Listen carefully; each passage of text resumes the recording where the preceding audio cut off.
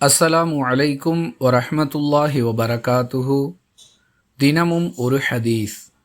நயவஞ்சகர்களுக்கு சுபுஹ் மற்றும் இஷா ஆகிய தொழுகைகளை விட சிரமமானது வேறு எதுவும் இல்லை என்று அல்லாஹுவின் தூதர் ஸல்லல்லாஹு அலைஹி வஸல்லம் அவர்கள் கூறியதாக அபூ ஹுரைரா ரலியல்லாஹு அன்ஹு அவர்கள் அறிவிக்கிறார்கள்.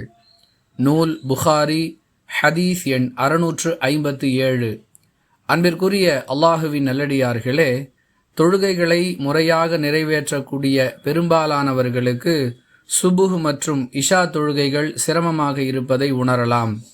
இது குறித்து எச்சரிக்கை செய்யும் விதமாகவே அல்லாஹுவின் தூதர் ஸல்லல்லாஹு அலைஹி வஸல்லம் அவர்கள் சொன்ன இந்த செய்தி அமைந்திருக்கிறது. சுபுஹ் தொழுகையும் இஷா தொழுகையும் யாருக்கு சிரமமாக இருக்கிறதோ அது நயவஞ்சகத்தின் அடையாளம் என்பதை உணர்த்தும் விதமாக இவ்வாறு எச்சரிக்கை செய்கிறார்கள். எனவே மற்ற நேர தொழுகைகளில் நாம் எப்படி ஆர்வத்தோடு பங்கு கொள்கிறோமோ அதுபோன்று சுபுஹ் மற்றும் இஷா தொழுகைகளிலும் கலந்து கொள்ள முயற்சிக்க வேண்டும்.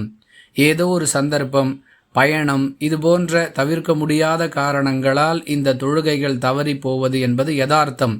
ஆனால் இந்த 2 நேர தொழுகைகளை ஒருவர் தொடர்ந்து சிரமமானதாகவே கருதுகிறார் என்றால் அவரிடம் நயவஞ்சகத்தனத்தின் அடையாளங்கள் குடிகொண்டிருக்கின்றன என்பது இந்த ஹதீஸ் நமக்கு சொல்லக்கூடிய பாடம்.